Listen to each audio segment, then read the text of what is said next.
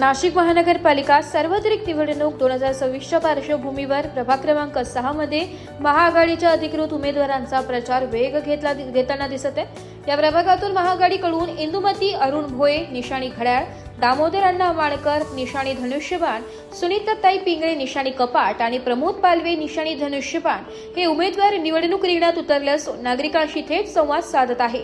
माननीय इगतपुरी त्र्यंबकेश्वर मतदारसंघाचे आमदार हिरामण खोसकर यांच्या कन्या इंदुमती अरुण भोये या प्रथमच महापालिका निवडणुकीच्या माध्यमातून सक्रिय राजकारणात उतरल्या। वडिलांच्या सामाजिक व राजकीय कार्याचा वारसा पुढे नेत साधी राहणीमान आणि उच्च विचारसरणी जपत त्या जनसेवेसाठी कटिबद्ध असल्याचे नागरिकांशी संवादातून स्पष्ट होत आहे। आमदार हिरामण खोसकर यांचे कार्य केवळ नाशिक जिल्ह्यापुरते मर्यादित नसून संपूर्ण महाराष्ट्रात परिचित आहे। विशेषतः कोरोना महामारीच्या कठीण काळात त्यांनी अनेक रुग्णांना आरोग्य सुविधा, औषधोपचार व अन्य आवश्यक मदत उपलब्ध करून देत समाजाप्रती आपली जबाबदारी प्रामाणिकपणे पार पाडली होती। याच सामाजिक जाणीवेच्या पावलावर पाऊल ठेवत इंदुमती भोये ह्या स्थानिक प्रश्न, नागरी सुविधा, महिला सक्षमीकरण आणि मूलभूत विकास कामांसाठी प्राधान्य देणार असल्याचं सांगत आहे। प्रभागातील इतर उमेदवारही घराघरात जाऊन नागरिकांच्या समस्या ऐकून घेत असून रस्ते, पाणीपुरवठा, स्वच्छता, आरोग्य आणि शिक्षण यांसारख्या मूलभूत प्रश्नांवर ठोस उपाययोजना करण्याचे आश्वासन देत आहे। महाआघाडीच्या या एकत्रित प्रयत्नांमुळे प्रभाग क्रमांक 6 मध्ये निवडणुकीचे वातावरण तापले असून आगामी काळात प्रचाराला आणखी गती येण्याची शक्यता आहे।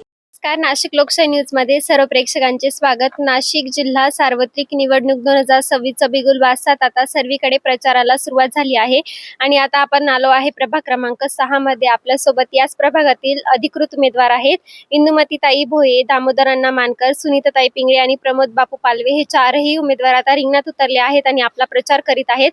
आणि आता आपल्या सोबत आमदार हिरामण खोसकर यांच्या कन्या इंदुमतीताई भोये आहेत। हिरामण खोसकर यांचे कार्य नाशिक जिल्ह्यालाच नाही तर संपूर्ण महाराष्ट्रभरात माहिती आहे। अगदी साधी राहणीमानी आणि उच्च विचारसरणीचे हे आमदार असल्यामुळे 2 वेळा नागरिकांनी त्यांना बहुमतांनी विजयी करून दिला आणि आता त्यांच्याच पावलावर पाऊल ठेवून त्यांच्या कन्या कार्य करीत आहेत आणि आता त्या नगरसेवक या पदासाठी उमेदवारी करीत आहेत। तर आपण त्यांच्याकडनं जाणून घेऊया की यानंतर त्यांचे उद्देश काय असणार आहेत। नमस्कार, मी इंदुमती हिरामण खोसकर। माझे वडील आमदार हिरामण भिकाजी खोसकर हे त्र्यंबकेश्वर इगतपुरी तालुक्याचे विद्यमान आमदार आहेत आणि माझ्या वडिलांनी खूप विकास काही केलेले आहेत। असं इथंच नाही तर नाशिक, महाराष्ट्र, पूर्ण महाराष्ट्राला त्यांचं कार्याचं हे माहिती आहे, त्याच्यामुळे मला सांगायची गरज नाही। आणि जसं माझ्या वडिलांनी जो कार्य केला त्यांच्यापासूनच मी बघून आणि मी पण त्यांच्या पावलावर पाऊल ठेवून चालणार आहे। आणि मला खूप काही बोलायचं नाही पण करून दाखवायचंय। आणि मी स्थानिक असल्यामुळे मला बऱ्याच समस्या माहिती आहे इथल्या स्थानिक लोकांच्या, त्याच्यात आरोग्य आला, रस्ता आला, बऱ्याच काही समस्या आहे, त्याच्यामुळे मी करून दाखवल।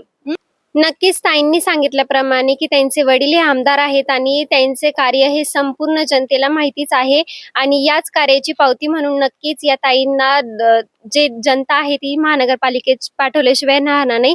आणि हा झाला आनंदाचा क्षण। आणि दुःखाची गोष्ट सांगायची झाली तर गेल्या 5 वर्षांपूर्वी जी महाभयंकर परिस्थिती आली होती, कोरोना सारखा काळ आला होता, तर त्यावेळी देखील आमदार हिरामण खोसकर यांनी खूप नागरिकांना मदत केली। त्यांना ज्या नागरिकांना बेड नव्हते मिळत त्यांना बेड उपलब्ध करून दिले, तसंच औषधांचा देखील पाठपुरवठा केला।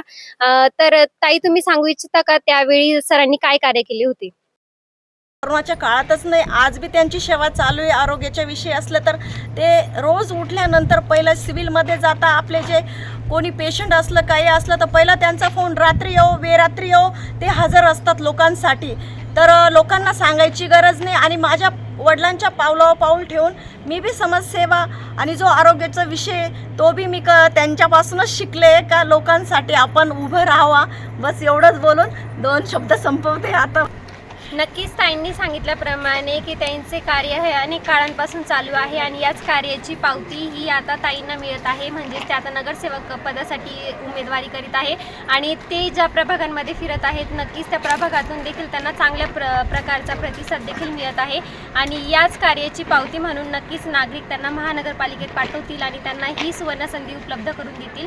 आणि ताईंनी आपल्याला जी माहिती दिली त्याबद्दल नाशिक लोकशाही न्यूजतर्फे त्यांचे धन्यवाद। ब्युरो रिपोर्ट, नाशिक लोकशाही न्यूज, नाशिक।